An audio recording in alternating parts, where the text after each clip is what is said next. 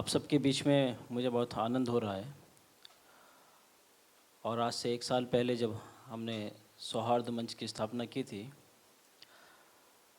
और जिस उद्देश्य और हेतु के साथ की थी, अब ऐसा महसूस हो रहा है कि हम उस ध्येय की तरफ और उस लक्ष्य की तरफ आगे बढ़ रहे हैं।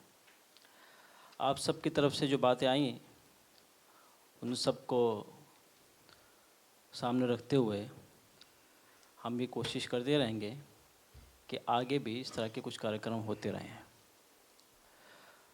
अगस्त में जब धार्मिक सौहार्द मंच का एक कार्यक्रम हुआ था, उसके बाद एक सरकारी अधिकारी का फ़ोन आया हमारे एक दोस्त के पास। उन्होंने कहा कि तुमको ये आइडिया कहाँ से आया, ये विचार कहाँ से आया कि ऐसा कुछ होना चाहिए।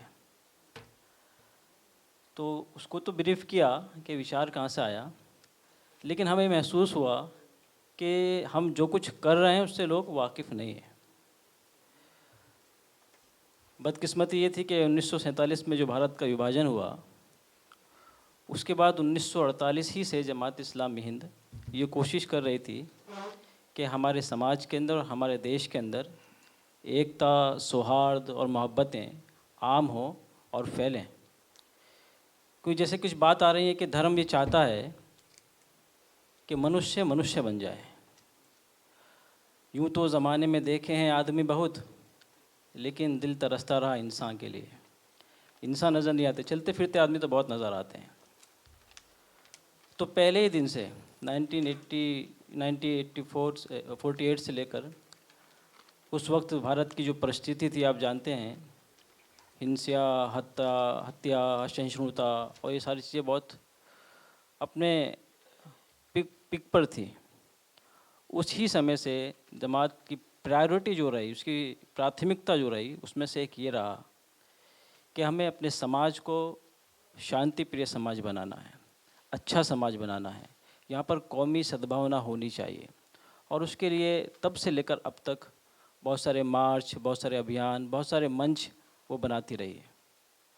अभी पूरे इंडिया में 1000 से ज़्यादा सद्भावना मंच हैं जो जमात के कार्य कर रहे हैं, और 15 स्टेट में इसी तरह के धार्मिक सौहार्द मंच हैं जिनके ज़रिए से हम सभी धर्म गुरुओं को एक मंच पर लाकर ये संदेश देना चाहते हैं कि हमारा देश इसी तरह से एक हो सकता है जिस तरह से हम एक हैं। आप सबकी जो बातें आई हैं उनसे ऐसा महसूस होता है, और होना भी चाहिए, कि हम सब अपने देश के लिए बहुत चिंतित हैं और ये जागते हुए इंसान की निशानी है, चिंता के देश को किस तरह से बेहतर बनाया जाए।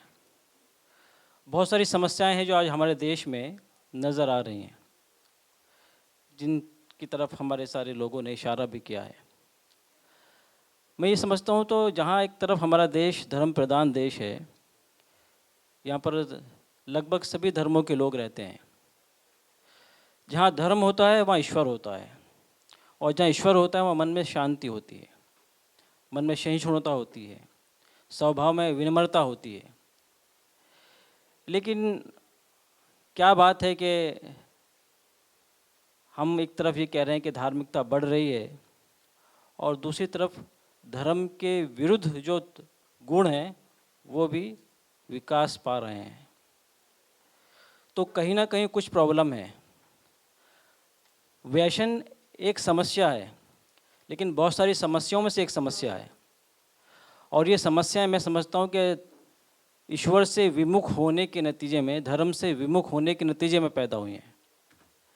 आदमी जब धर्म से विमुख हो जाता है, उससे दूर हो जाता है, तो फिर वो ईश्वरीय सिद्धांतों के अनुसार अपने जीवन को व्यतीत नहीं करता। फिर वो शैतान जिस तरह चाहता है उस मार्ग पर चलता है। कुरान में है कि शैतान तो ये चाहता है कि शराब और जुए के ज़रिए से तुम्हारे बीच दुश्मनी पैदा कर दे, तुम्हारे अंदर द्वेष पैदा कर दे, और तुम्हें ईश्वर की याद से रोक दे। क्योंकि ईश्वर की याद से आदमी जब रुक जाता है तो उसके अंदर का जो इंसान होता है वो मर जाता है, फिर दानव पैदा होता है। और जब उसके अंदर दानव गुण पैदा होते हैं तो फिर व्यभिचार, फिर लिंचिंग, फिर हत्या, फिर हिंसा, ये सारे जो अमानवीय गुण जिसे हम कहते हैं वो सब सामान्य हो जाते हैं उसके लिए। उन्हीं असामान्य गुण में से एक नशा भी है, व्यसन भी है। तो बहुत सारी समस्याओं में से एक समस्या है। तो मैं समझता हूँ कि अगर हमारे अंदर धर्म के प्रति जागरूकता अगर हम पैदा करें, अपने अपने अनुयायियों में, अपने अपने धर्म के मानने वाले लोगों में, उनको एक अच्छा हिंदू बनाए, उनको एक अच्छा यहूदी बनाए, उनको एक अच्छा ईसाई बनाए, उनको एक अच्छा मुसलमान बनाए, उनके धर्म की बेसिक जो थॉट्स है, उनकी जो शिक्षाएं हैं, उसके अनुसार उनके जीवन को बनाने की कोशिश करें, तो हमारा देश बहुत अच्छा बन सकता है और सुख की नगरी बन सकता है। आप देखते हैं कि दुनिया में जितनी भी चीज़ें होती हैं, उन सब की अपनी एक विशेषता होती है और उसी विशेषता के कारण उनका अस्तित्व भी होता है। एक फूल होता है, उसकी विशेषता उसकी सुगंध, उसका रंग और उसका रूप होता है। अगर वो उसी को खो दे तो फिर उसका अस्तित्व बेमाने होकर रह जाता है। इंसान की भी कुछ विशेषताएं हैं, अगर उन विशेषताओं को वो छोड़ दे, उनको ख़त्म कर दे, तो फिर वो इंसान नहीं रहता, फिर वो पशु बन के रह जाता है। इसलिए मैं समझता हूँ कि अगर धार्मिक जागृति लोगों में पैदा हो जाए, ईश्वर पर दृढ़ विश्वास पैदा हो जाए, तो बहुत सारी समस्याओं को हम ख़त्म कर सकते हैं। मैं सिर्फ एक छोटी सी एग्जांपल देकर बात को पूरी करने की कोशिश करूँगा। हम पढ़ते हैं, आप लोगों ने भी पढ़ा होगा मोहम्मद पैगंबर के जीवन को।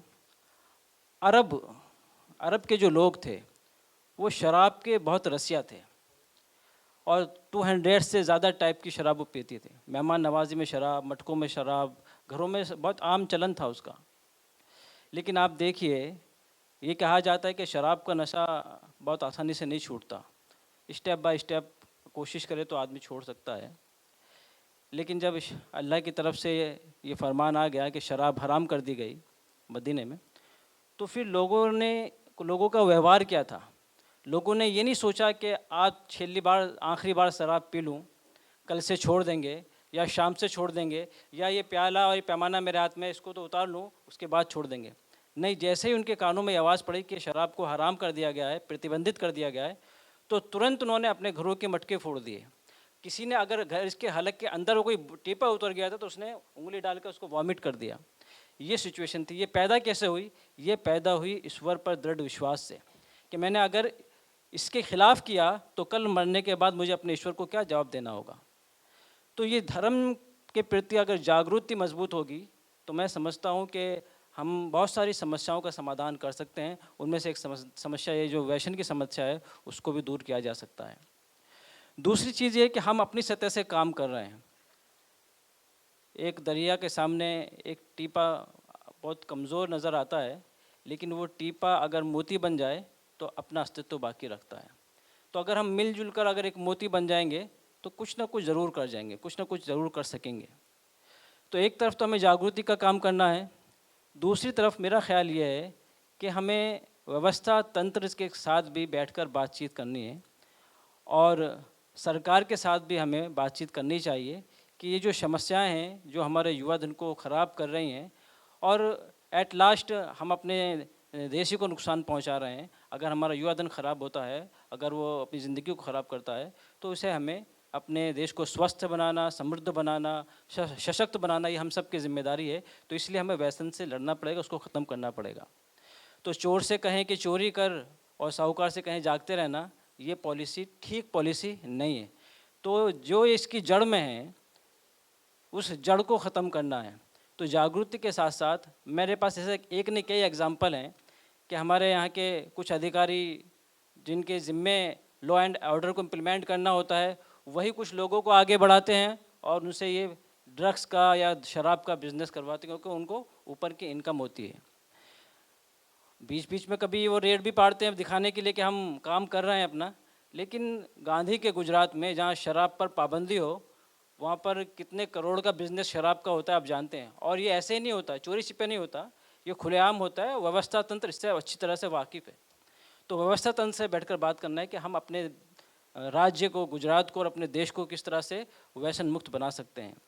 और दूसरा काम हमें ये भी करना चाहिए कि वो मुकाम, वो स्थान जहाँ पर इनका निर्माण किया जाता है, उनको भी ख़त्म करना चाहिए, है ना। कोई भी ऐसी वस्तु जो देश को नुकसान पहुंचाने वाली हो, सरकार को चाहिए कि ऐसे कानून बनाए कि उन तमाम चीज़ों के निर्माण, प्रोडक्शन पर पाबंदी लगाई जाए। तो ये सही मानों में कार्य होगा। तो हम सब मिलकर एक जागृति का काम करें, हम सब मिलकर सरकारी अधिकारियों से मिलें, व्यवस्था तंत्र से मिलें, उनके पास जाकर बात करें कि भाई हम अपने देश को व्यसन मुक्त बनाना चाहते हैं, आपका सपोर्ट हमें चाहिए। और हम सब मिलकर मेमोरेंडम भी दें और डिमांड करें सरकारों से कि भाई गुजरात में ख़ास तौर से यहाँ दारूबंदी है, तो ये दारूबंदी सही तरीके से लागू होनी चाहिए, तो सही मानों में अच्छा काम हो सकेगा। ये कुछ बात मैं आपके सामने रखना चाहता था। तो वक्त ज़्यादा नहीं है, इसलिए इख्तिसार के साथ शॉर्ट में कुछ बातें मैंने रखी हैं। मैं ईश्वर से प्रार्थना करता हूँ कि हम सबको एक अच्छे कॉज पर जो हम जमा हुए हैं उस पर हमें बाकी रखे और इस मंच के ज़रिए से हमें और बहुत सारे कार्य करने की शक्ति हमको प्रदान करें।